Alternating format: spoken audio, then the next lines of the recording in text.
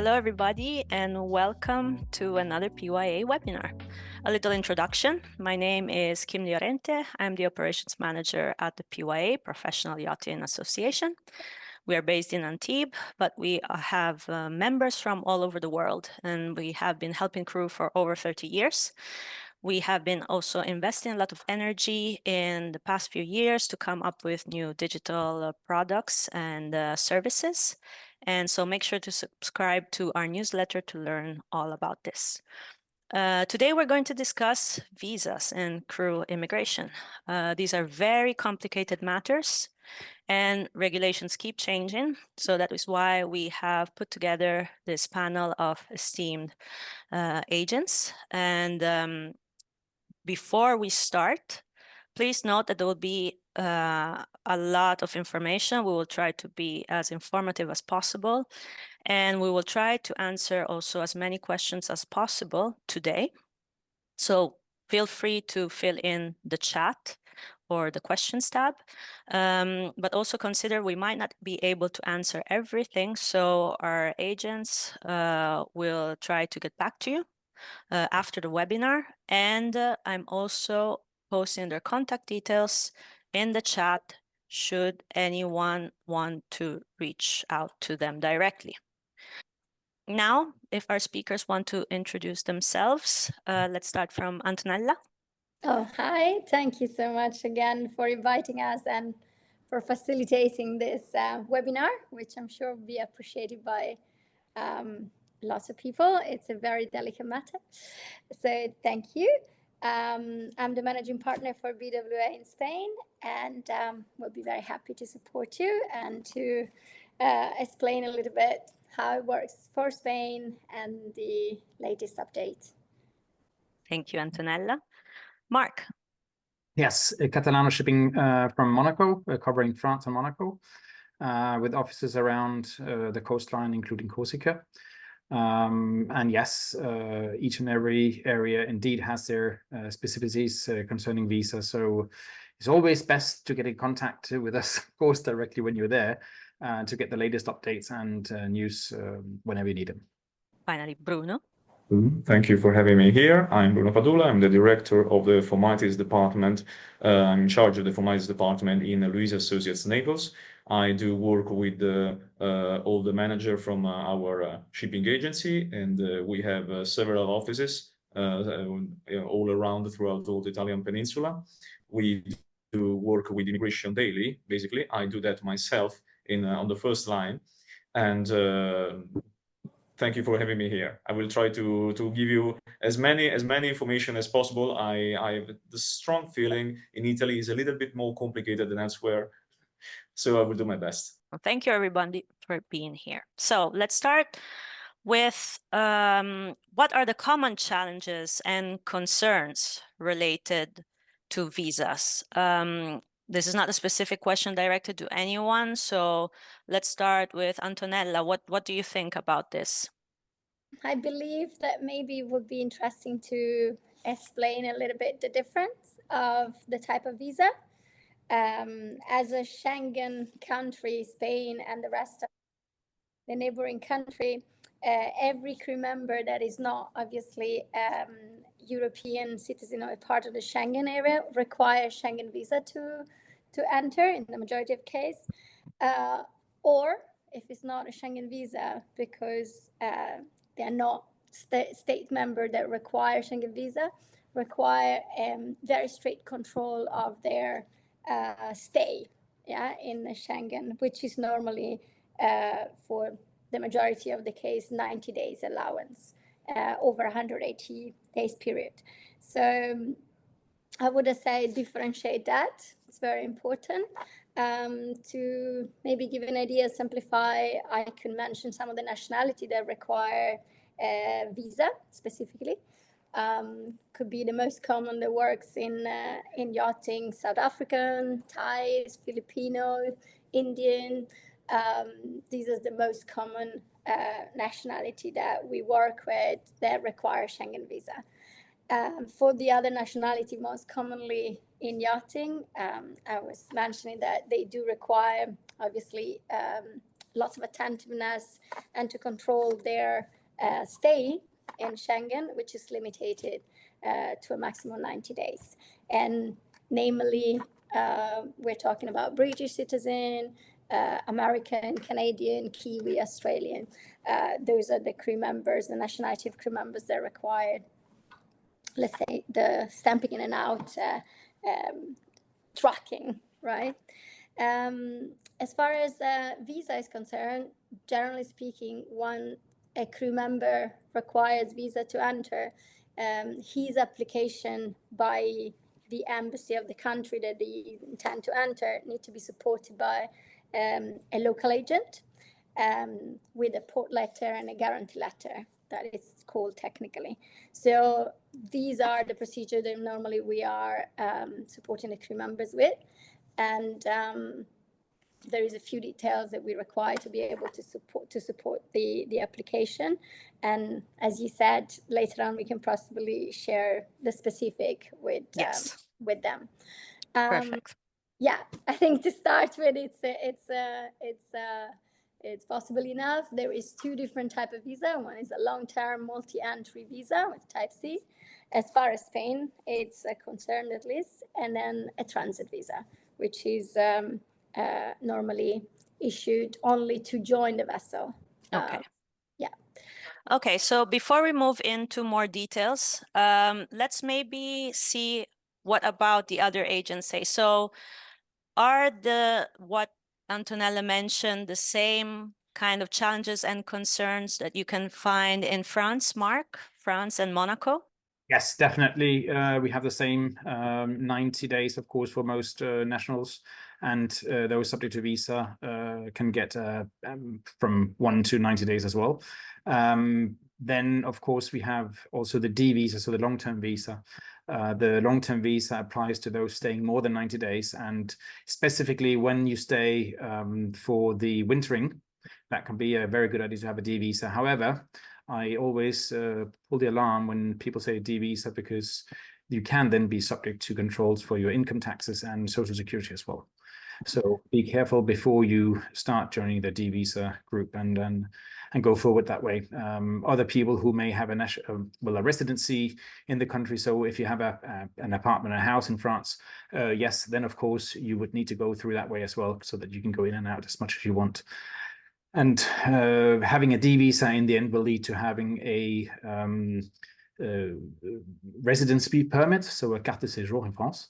And then when you have that, you can renew your residency card locally, or even after the first year, the D visa, getting the carte de séjour, you can do that in France as well. You don't have to go back to your home country or country of residency outside the EU.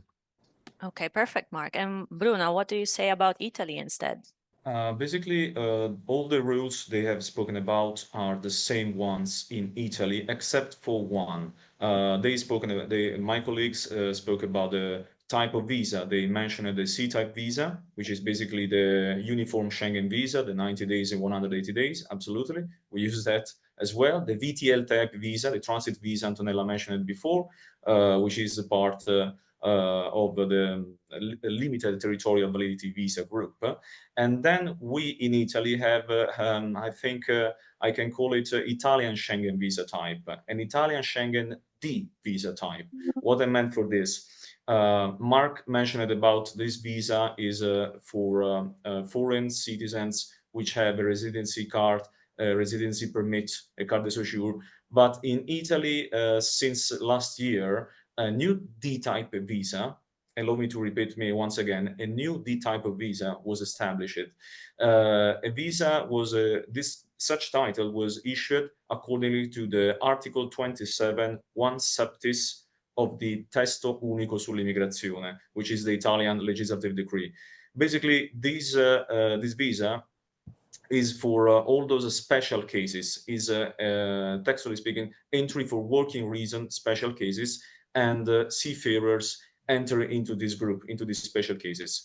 They can ask for the seafarers called to embark on the ships, even those ships not flying European flags moored in Italian ports are authorized to carry out working activities upon the acquisition of an entry visa covering the necessary time to complete the same working activities, even for 1 year, without asking for the clearance to work, without the nulla osta, and so the permit to work in Italy. Perfect. Thank you, Bruno. So we have a general idea now of the differences between the various countries, and we get that. So let's dive into a bit more of the detail in obtaining these visas, what the different guarantee letters are there, and about how to make the proper applications depending on the country and probably even the area where you are, because it might be different, right? Start. Most definitely. Whoever wants to go first, let's start from Bruno. You were the last one to speak, and I would go. It'll be. May I? Yes. Okay. Yes, as agents, we are inside what it is the process of issuing a visa application. We as agents are the guarantee that a visa visa application has been open for a specific reason, which is coming in Italy to embark on a vessel mooring in an Italian port. We normally always issue guarantee letter, port letter for C-type visa with the Italian embassies in Manila, in South Africa, wherever it is. We can also issue guarantee letter for the new D-type visa, the one I was speaking about before. Still, I have to say, I have to advise that some Italian embassies have a different interpretation of this new law. For some of them, this D-type visa refers only for crew members meant to embark on cruise ships, on Italian cruise ships, while to my advice, the law doesn't say exactly that. The law says that it speaks about seafarers called to embark on ships. It makes a difference between ships and Italian cruise ships. For example, in Italy, the word yacht doesn't exist, of course. Yacht is nave da diporto, nave, ships, meant as an any kind of vessel with a length superior than 24 meters. So, to my advice, every seafarer that has to work on a vessel which will navigate or will have a winter break in Italy is entitled to ask for a D-type visa. Thank you, Bruno. Mark, can you tell us a bit more about how it works in France and Monaco? Definitely. Obtaining the visas and even the stamps, the ship, of course, need to be in or treat the file to the closest PPF, so the point of passage that is authorized, where the ship is moored, which means that if you're in, say, Villefranche, you can go to Nice. Nice is the PPF that covers Villefranche. If you're in Monaco, you have to go all the way to Menton to get the visas. And of course, we have to ask immigration prior notice. So by law, it's 5 days or working days. In general, for a visa, we are down to 3 days in some areas and 1 day in other areas. And in terms of stamps, should it only be a stamp, then we can do it between 1 and 0 days of prior warning.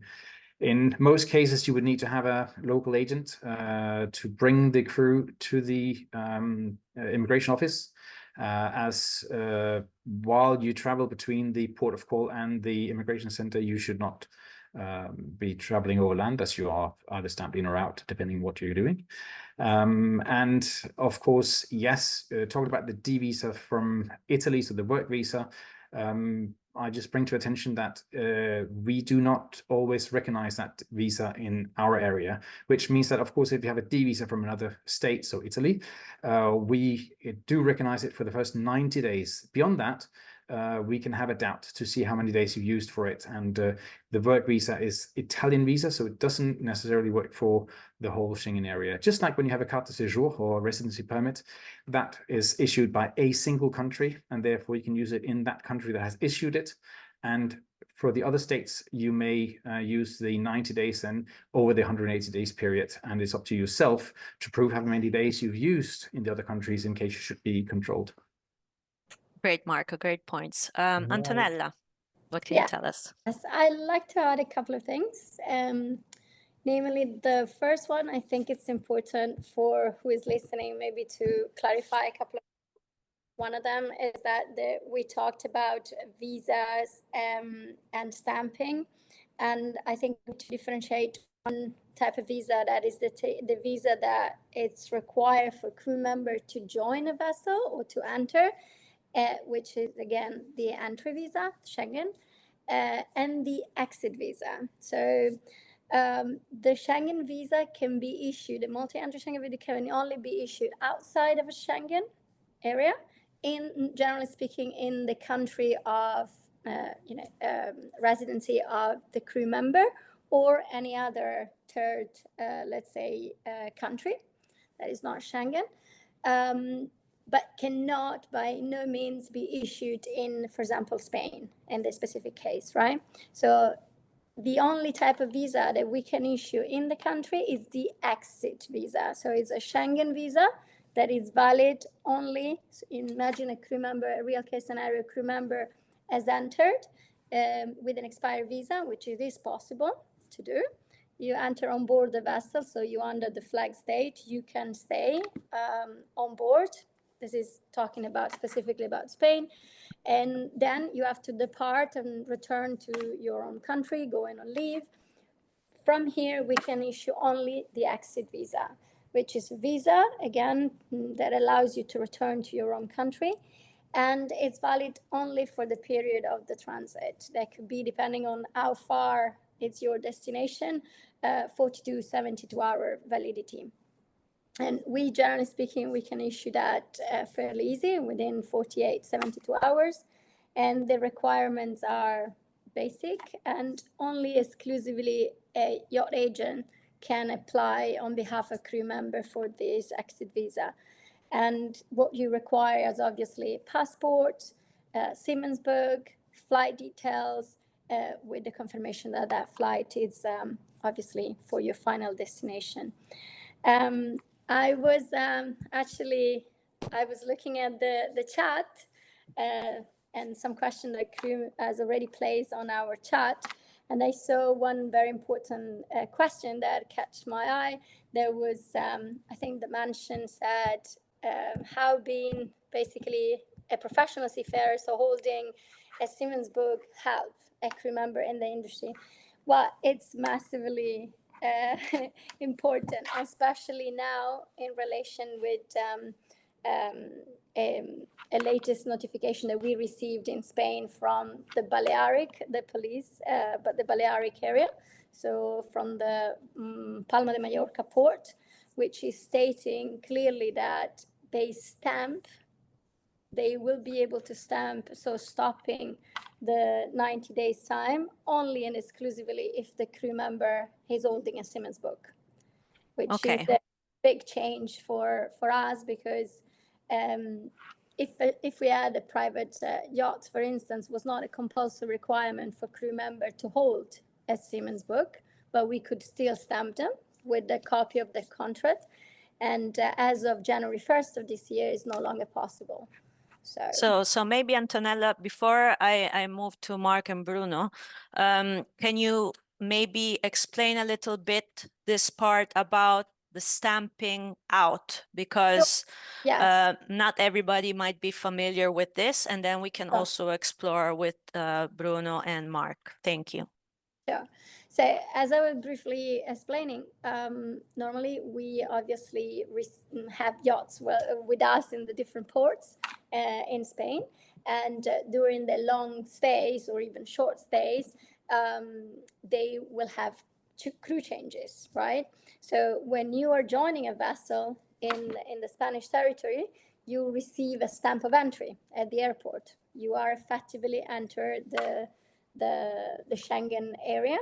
And with this stamp of entry, it activates basically your 90 days allowance, right? And has been fought for many years by the industry in general to basically request a special permission from the local authority to be able to stop this 90 days and facilitate so the engagement of a crew of nationality. They are not, obviously, they require visa. So when a crew member joining the vessel, in the specific case, for instance, Mallorca could be the case, they need to coordinate with us. So it's first very important crew members' responsibility to control their days and their status, to request a stamp out, what is called. So with the coordination of captain, this request is passed on to the agent, and we request an appointment with immigration, so to be able to stop effectively their time. So we say technically they get stamped out Schengen on board the vessel. So we have to submit, obviously, a copy of the crew list showing that the crew member is officially on board. And again, as I was saying, just recently from January 1st, we need to present as well. They need to have a valid seaman's book to be able to be, let's say, benefit from this special exemption. No? Thank you, Antonella. Thank you. This is applying for now only and exclusively for Mallorca. Likely for the rest of Spain, just to reassure some people, that some crew members that may not have yet a seaman's book. For example, big ports like Barcelona, we're still able to stamp them in and out, even. That's important to know. Yes. Yes. Thank you, Antonella. So, Mark, we have covered a bit what the requirements are for obtaining these visas, and we also mentioned the fact that in Spain, in particular, there's now this need for the seaman's book, and it is mandatory in Mallorca to be stamped out. So, what is the situation in France? Like, what do crew need to have in order to apply for these visas to come to France and Monaco? So, in our area, it's not yet compulsory everywhere, but yes, that's been years that I've been telling people to get a seaman book, years and years and years. And yes, it's not evenly equal to everybody to obtain this seaman book, of course, especially UK nationals have a difficulty obtaining the seaman book, the Scandinavians as well, because they have to have merchant activity before getting the seaman book.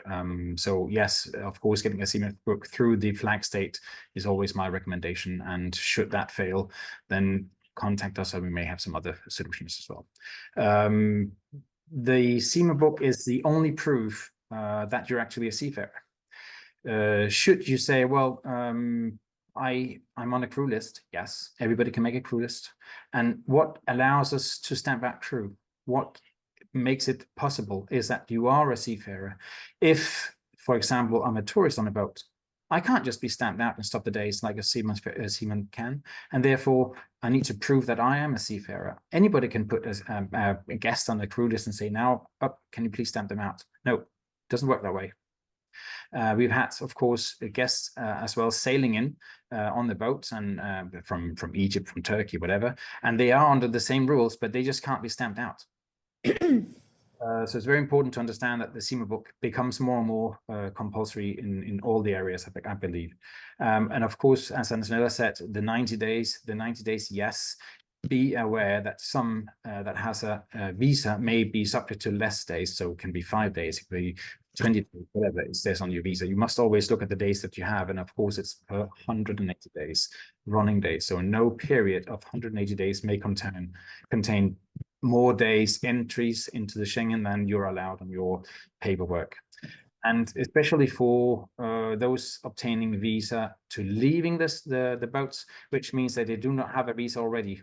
So yes, you can sail into Schengen without holding a visa on the boat as a seafarer. You're said to be in transit, and therefore we do not stamp your your passport when you arrive. We only stamp the passports or ask for the visas once you leave the vessel or you have to do movements over land. The immigration in France, Monaco, does not necessarily ask you to stamp out as soon as you embark the boat. You can do it at any time, as long as you do not pass the 90 days or whatever number of days that you have allowed, where other countries may say, well, as soon as you embark the boat, you should be stamped out. No.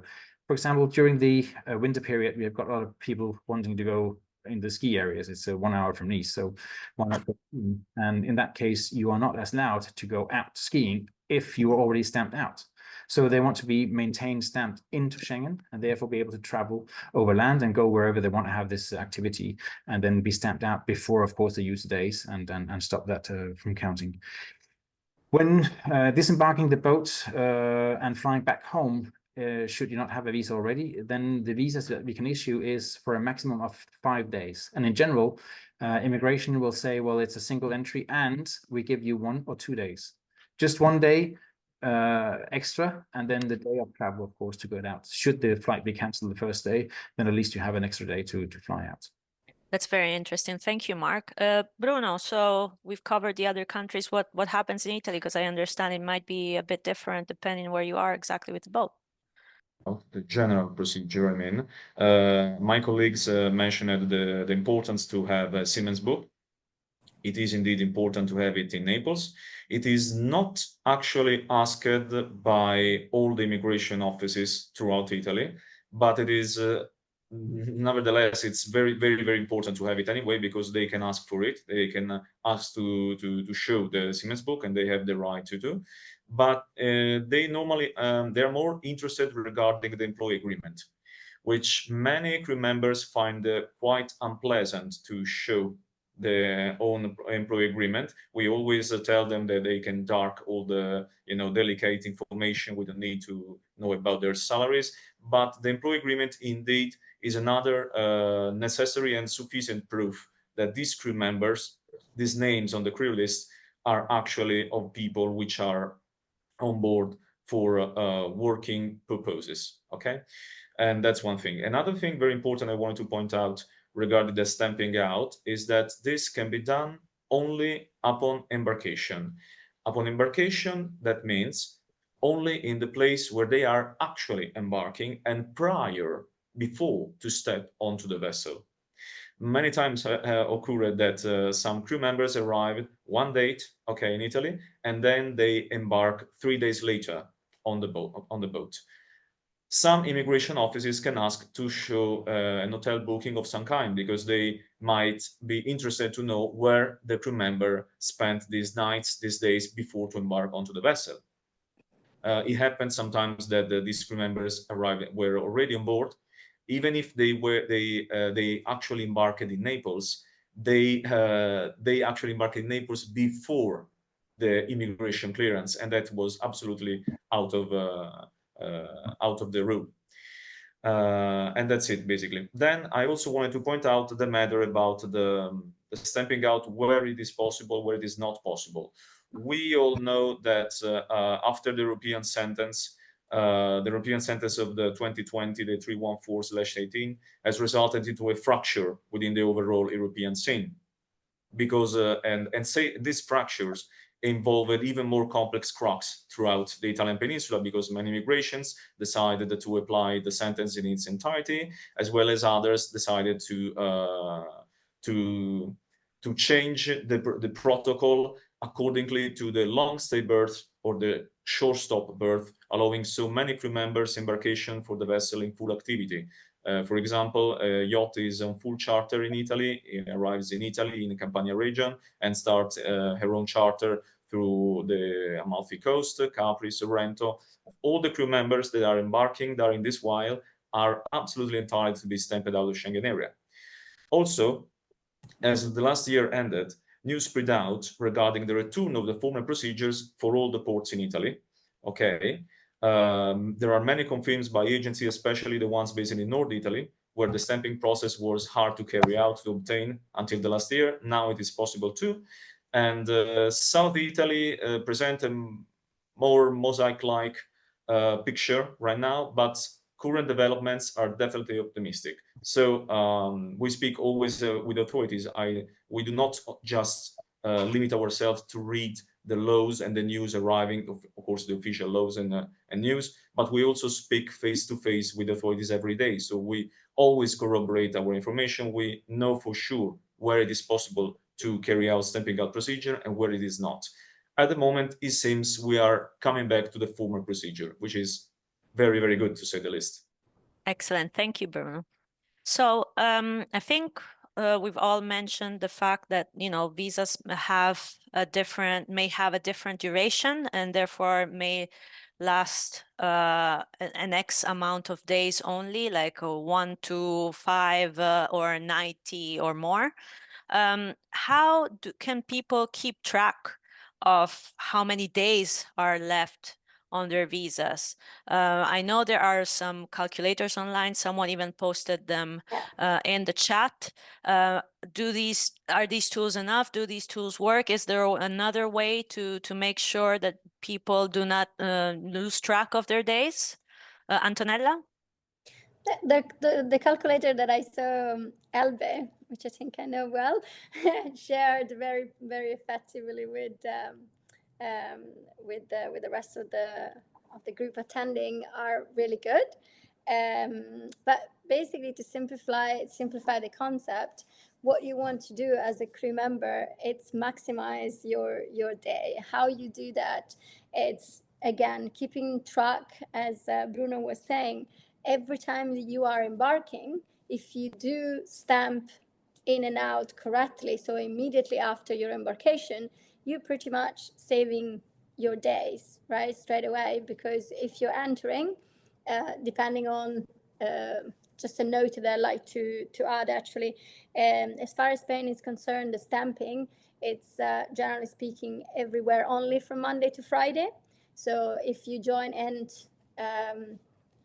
working hours, again, generally speaking, there is some exception in some location, but are from 8:30 in the morning until 2 o'clock in the afternoon.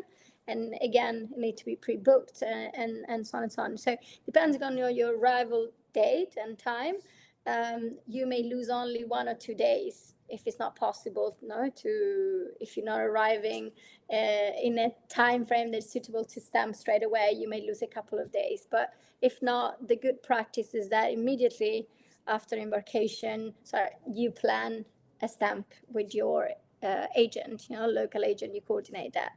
And again, there's so much to explain and so many different topics, but we were talking before about Schengen visa, validity, length of stay, and so on. What happened is that, again, if you're a crew member, so nationality, like it could be a British citizen, that has an allowance of 90 days without a visa requirement, you have, let's say, a bit more flexibility, in the usage of your days. But if you are a crew member that has to have a visa, so we're not talking just a simple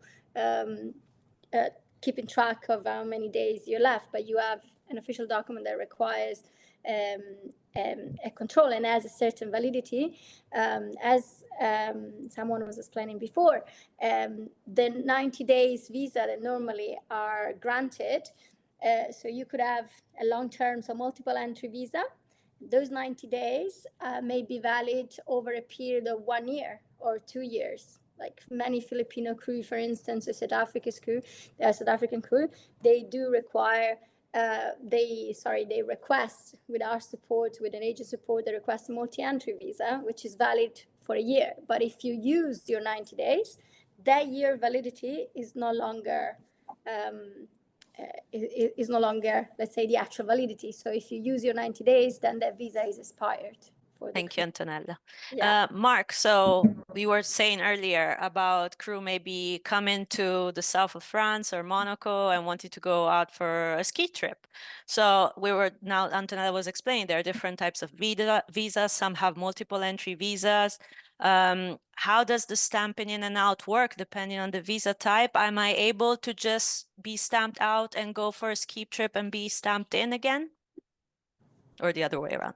Well, yes, we can stamp in and out almost every person, of course, a seafarer, I think that you are a seafarer. The thing is that it's getting more and more complicated. Why? Because the controls are more and more strict, which means that stamping back in, once you're stamped out, stamping back in is difficult if you don't fly out. Many cases, the immigration center will ask you to prove that you actually fly out. And if you do not fly out, then you have to prove why you don't fly out. So it can be, I'm going for training with PYA somewhere. fine. You can at least prove that you've been enlisted in some seminar or training or somewhat somewhere else, and therefore you have to be stamped back into Schengen, and you can actually go there and do that course that you're taking. Now, if you just to go skiing, people can say, well, how can we control that you actually come back and then will be stamped out again when you rejoin the boat? And therefore, why should we give you this allowance to be stamped into Schengen? So therefore, I suggest that if you know that you're there for the winter and you want to go skiing, don't stamp out when you're in France, Monaco at least, before you know that you don't need those days anymore. Still keep in mind that you should not extend it or pass more than days than you allowed. That said, when you stamp back in and say, well, I like to go for vacation in Paris for a week, they can ask at the immigration center that you prove that you have enough funds on your bank account to cover yourself for that vacation. And therefore, yes, be prepared that you may have to show extra paperwork. But in all cases, ask your agent, and because as Bruno said, we speak with them every day and we know what they want. So in each and every case, it can be different what you have to show, and at some cases they don't even ask for anything if you want to go for skiing and just allow it, and where other cases they do not allow it. Same thing if you change job.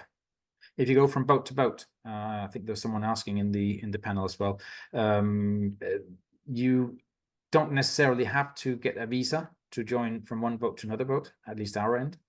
If the boats are in the same port, a simple letter between the captains saying we've exchanged crew is enough to cover them and say that you're allowed to go to another boat. However, should you go from, say, Nice to Marseille, yes, you are traveling so much overland that you must have this. You must have an entry stamp, an exit stamp again, or visa if in case. Even country to country can be done. There is a Schengen form to be done between the countries, so that allows you to change boat, not leaving Schengen. But it has a certain procedure, and it's not easy. So take your time and make sure that everything's done correctly. Thank you, Mark.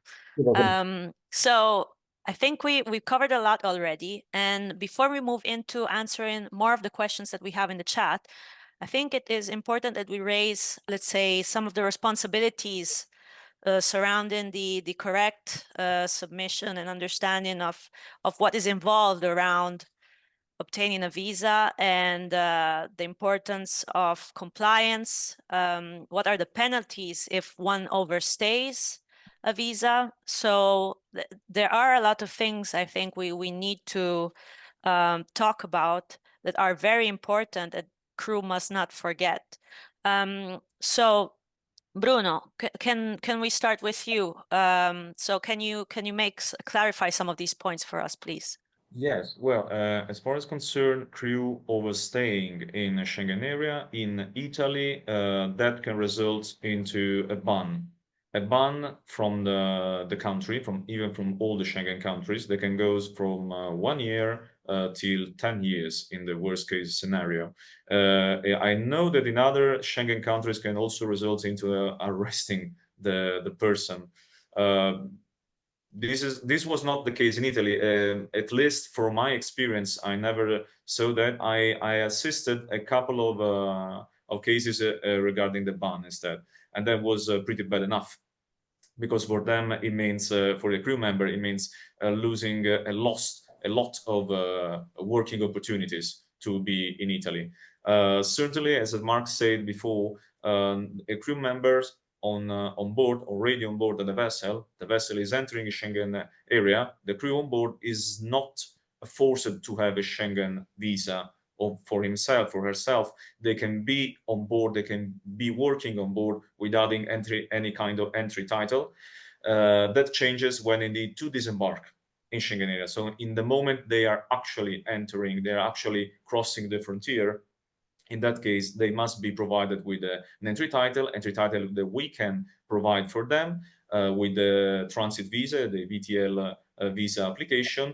Even if in this case, the transit visa, you all must be aware, they can be given only for special reasons. So not just because you need to fly out of Italy, but because perhaps you have concluded your employee agreement with your owner, with the vessel, or for illness and other urgencies. we speak about urgencies here. What was the other question again? Yeah, so it was about, you know, what the responsibilities are for the seafarers to keep in mind, you know, about their documents, about their visas, and Sure. in order to avoid these consequences, right? Yes, of course. Well, first of all, I'd like to suggest all of them, and many times, very often, I've been asked to check their visas to see the actual validity of them, if they were actually expired or not, because sometimes it's very easy to get confused with the 90 days period, as well as with the expiry date. There are some indeed details of a visa structure that are quite relevant to check. First of all, the number of entries, okay? So the traveler, how many times the traveler can be authorized to enter in the Schengen area. Yes, you can have a C-type Schengen visa, and yes, that might allow you to stay 90 days in 180 days in Schengen area, but perhaps this visa allows you one entry, okay? One entry only. So once you enter, for example, in Italy, and you have been in Italy for 10 days, and then you left out, you cannot enter again. You have to apply for another visa. Borders is another important details. How many Schengen states, which Schengen states you are allowed to enter, because a C-type visa can indeed allow you to enter in Italy and stay for 90 days, even re-enter again as many times as you want, but perhaps in Italy only. So you cannot be allowed to enter in France. The 90 days in 180 days, as Antonella was explaining before, is more easy to understand that one can think. 90 days in 180 days means that in 1 year you can stay in total 6 months. You can stay 90 days in a row, then you have to leave from the Schengen country, penalty being banned, at least in Italy, and then wait for another 90 days before to enter again. And in the end, the expiry date, of course, because C-type visas can be divided in a C1, C2, C3, C5, accordingly to how many years the Schengen visa will be valid. So yes, you have perhaps you have the best C-type visa of all, the C5. Okay, C5, it means that for 5 years you can enter as many times as you want in a Schengen area, perhaps every Schengen country, and stay 90 days in 180 days. And that's it, Perfect. at least for what concerns Italy. Thank you, Bruno. Mark, so what are the things that crew need to really pay attention to, and what are the penalties if they do things wrong? There's a lot of things that you have to pay attention to, a lot. Now, one thing that's also in the panel saying that if I request it for one boat, can I change another boat? Make sure that the country allows it. France, yes, we do allow that you change from one boat to another. Not all countries will do so. The thing is that when you ask for a visa, yes, you can ask on behalf of the contract that you have and boat registry, which is a way to go forward when you're crew. Some, without naming the South Africans, in most cases, will go for say, well, let me just get a visa and be able to go to Europe. And therefore they ask on behalf of, I'm a tourist. Sometimes it's marked on the visa that you're a tourist. And in that case, you are not allowed to be stamped out because you're there as a tourist and you need to go back home. So make sure that you use the right papers and join the boat as a seafarer. It's not always marked on your visa in what case you are, because that's behind the scene. But if there is a mention on, make sure that you know what that mention will mean.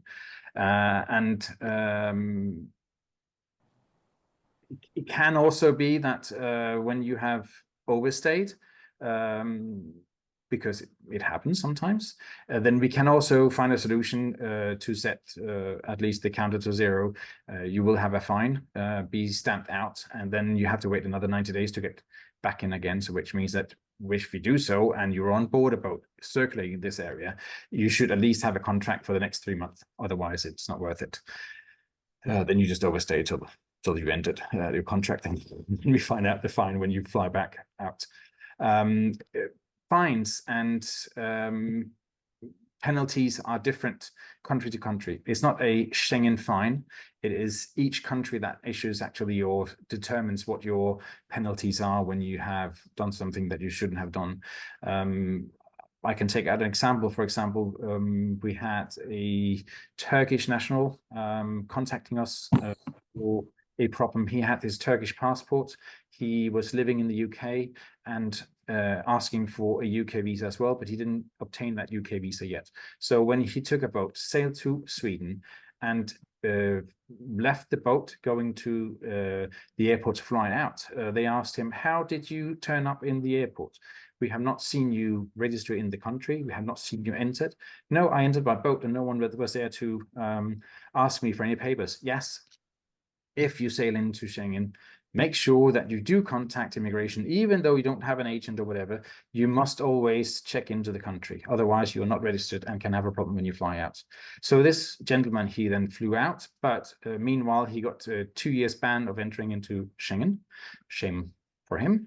He then obtained his new UK visa passport and flew from UK down to Nice to join another boat and was asked to fly back home. They couldn't let him in because he had a ban. And he did not understand that actually he couldn't fly in because he was now a UK national. Yes, you're changed of passport, but the penalty is not on your passport, it's on your person. So if you have several passports, it's still on your person, not on each passport that you have the penalty. So if the Turkish passport was not respected and you have a ban, yes, it also covers when you have another passport. Thank you, Mark. That's very interesting. Antonella, what can you tell us for Spain? Yeah, very similar feedback as the colleague was mentioning. It may vary country from country, the actual type of fine applicable or restriction. But for example, speaking about Spain, what I can say is that you may have a fine to up to 60,000 euro. And I actually had to support a couple of people that can be placed in prison or in a waiting cell and then repatriated at their own cost, because that's the other important things. So they be deported, covering their own cost, and plus a ban for 2 up to 10 years. So very conditions than the other countries. And that's why what I think it's really important to mention, and we talked about it as well, that it's so utterly important that when you join an industry like super yacht industry, you need to act professionally, being responsible. And first of all, the responsibility, the first person to be responsible is the crew member that pays directly for their lack of attentiveness. And then is captain's responsibility, so the whole chain, and the agent. So the agent is also held responsible, because we ultimately are responding in front of the authority when we take responsibility and assist a yacht formally. We are also responsible for them in front of the authority. So yeah, it's very important for everyone to keep the communication with the agent, rely on their knowledge, and be constantly updating, attending this type of seminar, and yeah, try to do the best they can always to be up to date with everything. Thank you, Antonella. Thank you, everyone, for all the information provided so far. I think we can start tackling another few questions, conscious about the time.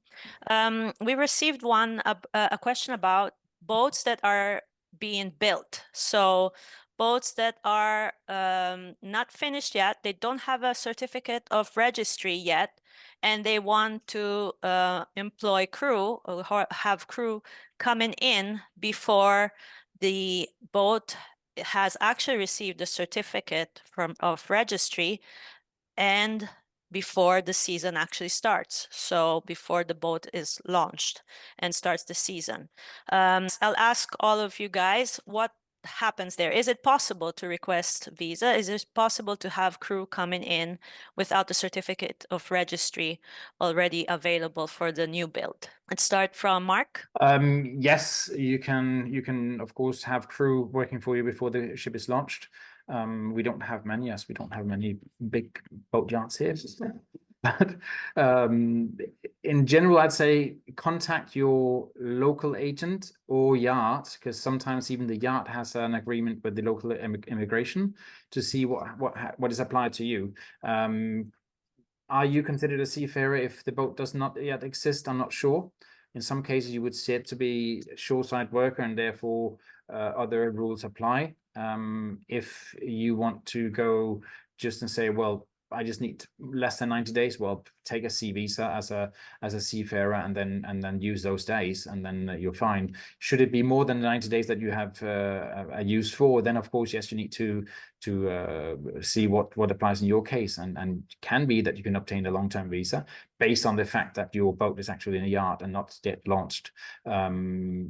But yeah, contact locally, definitely what I reply. Thank you, Mark. Bruno, do you have an answer for the Italian shipyards? As just like for my colleague Mark, it depends really by the port where the ship is in under construction, at which point the vessel is under construction. I'm not sure that if a certificate of registry is not in place yet, this can be done. But if the vessel actually exists, she is simply under construction, but the certificate of registry is already in place. I think the best advice to give is to apply for the Italian D-type visa, the one I was speaking about before, because this law says that it speaks about working activities on board, which might be interpreted also as a consultant, I guess. And we can also provide you with a guarantee letter accordingly to this Italian legislative decree, even though I think a double confirm should be given by the local agent where the vessel is actually under construction, just because I don't want to give any false promises or want to overpromise anything. Thank you, Bruno. Antonella, do you Yeah. have any shipyards? Yeah, we do. We do have shipyards. To say we do have shipyards, not as many as Germany, Holland, or Italy. We do have shipyard. It's not a common case for us in Spain, I have to say. Definitely, we could help crew member getting their visa, because if they are hired, even if the yacht is still not fully completed, so they don't have a certificate, generally speaking, the shipyard can issue temporary or certificate, and the crew member having a contract may help to support the visa. So we're talking about two different things again: joining visa, so the Schengen visa, we could support them in obtaining one, and depends again on the length of stay if they can be stamped out or not. That's the other question that I think somebody placed on the chat, and that we'll have to analyze case by case, of course. So we're happy to go deeper and understanding what could apply for them. Thank you, Antonella. So yes, another reminder for questions that are very specific to someone's case. It's probably best that you contact the agents directly, as you were saying here.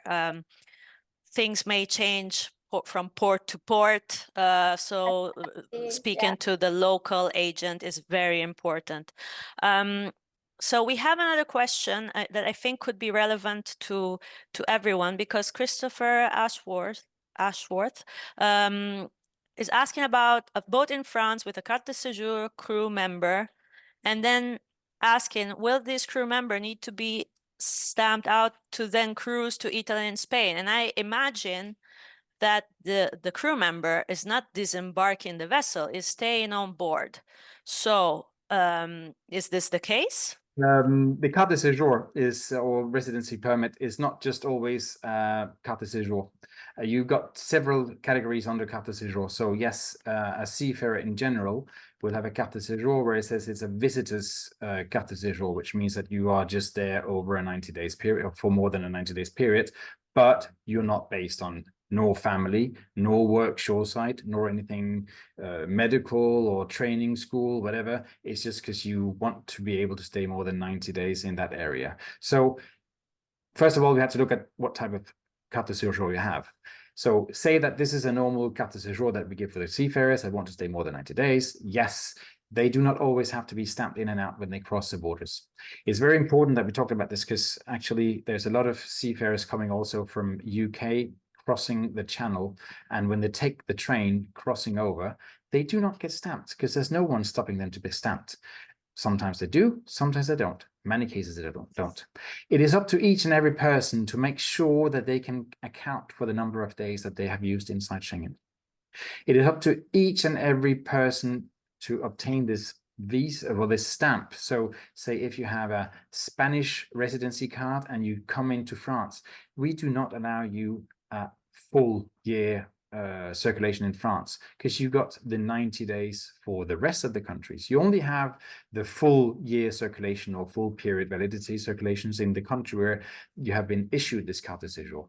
So that means when you travel back to Italy on the boat, when you're having this carte de séjour, maybe you need to be stamped out. Maybe you don't.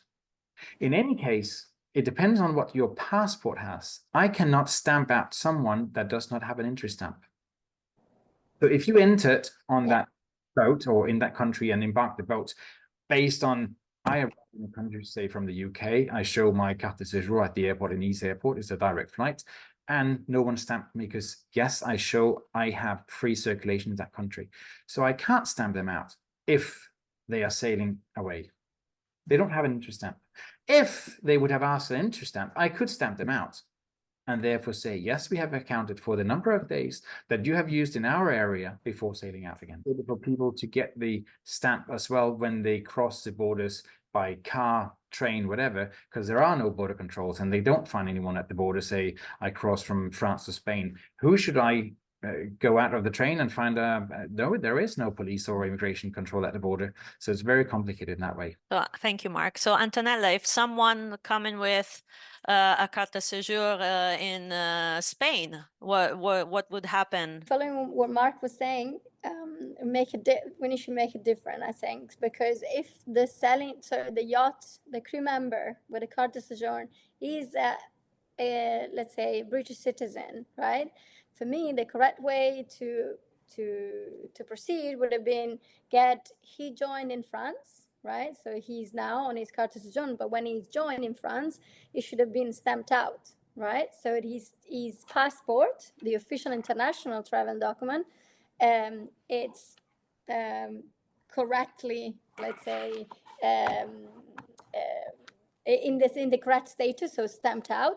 Then when they sailing, as they are on board, they don't get stamped in when they arrive in Spain. So again, we don't need to stamp them in and should exit when they arrive. So the carte de séjour to us in Spain, it's irrelevant in that case. It makes sense? Yeah. Perfect. Thank you, Antonella. So there is a general question about if there is a difference between seaman's book and discharge book for the authorities when people, when crew arrive in your countries. Do the authorities make this distinction between a seaman's book and a discharge book, or is that not the case? They accept either? As far as Spain, they accept either because of, as well, there is so many different countries issuing seaman's book and discharge book, so they're not very, very, let's say, peculiar in that. But what they want to see is that this crew member is a professional seafarer, right? So some sort of official, formal status to prove his seafarer status. Thank you, Antonella. Bruno? No, I would say the thing is they can accept either. Sometimes they can, the border police may ask to check the seaman's book or this discharge book because they wanted to see the last note signed by the captain on them. For example, they wanted to see if the last movement of the crew member was a disembarkation or an embarkation. Because, for example, a crew member is arriving in Naples, he's embarking here, so we presume his seaman's book will be noted with an embarkation on that date in Naples, of course. But the border police opened a seaman's book, and the last note you see, guess what, was another embarkation. And so they can get confused because they don't understand. So this crew member has actually joined the vessel elsewhere, And so in order to speak with them, to deal with this kind of mistakes, sometimes I show them the simple flight ticket, showing them, you see, even if the previous captain didn't sign them off the previous vessel, they actually landed in Naples today, and so for them it's quite more easy to believe they are actually embarking here. That's why seaman's book, discharge book may be asked to be shown as well as not. Most important are the employee agreement and the flight tickets. Thank you, Bruno. What about you, Mark? Definitely. I always suggest that you have a seaman book or a discharge book where the sea time has been accounted for. Yes, the stamp by the captain is essential, which means also do ask the captains to stamp that seaman book. I see a lot of seaman books coming in where they are not stamped at all and have never been stamped for years. Do ask the captains to stamp them. In big general, our end, authorities do not even see the difference between a discharge book and a seaman book. So yes, anything for me is acceptable. But the point is that somewhere should be able to stamp for your sea time. Thank you, Mark. So before we close our webinar, I know there are a lot of questions there. Again, left the contact details for our agents here today. One final question. Have you ever had anyone instead of like a passport or a seaman's discharge book, a PYA service record book? Because we know of some cases, especially like refugees, who for some reason cannot therefore have their own documentation, perhaps presenting the PYA service record book in place of a seaman's book as proof of the fact that they are professional seafarers. Have you ever encountered this kind of situation? And if so, was this accepted? Yes, PYA books are accepted in great majority in our end. Definitely. I haven't received any for a refugee, but yeah, they are accepted. Thank you, Mark. Antonella? Yeah, same for us. Plus, as I mentioned, Spain is a little bit more flexible. When you present your request of stamping through an agent with the crew list, which you always have to submit, it's not compulsory. Except for Palma de Mallorca right now and the Balearic, it's not compulsory to have a seaman's book or to present a seaman's book. So just an extra reassurance. Yeah. Thank you, Bruno.